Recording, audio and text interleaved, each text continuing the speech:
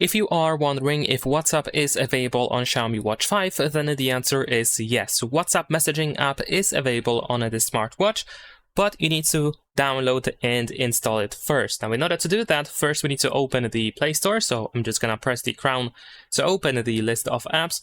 And then here we need to find the Play Store. Now, over here in the Play Store, we can just immediately tap on the search field at the top, the search button.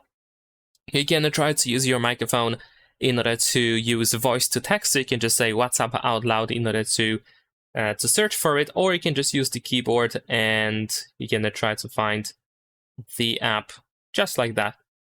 There we go. And as you can see here, we have the WhatsApp Messenger app. We're gonna just install it. Of course, you need to wait for the app to be downloaded and installed on your smartwatch, but once it is available, you should be able to open it straight away, either from here, or of course you can just go back to the list of apps and then you should be able to find it over there, probably at the bottom of this list.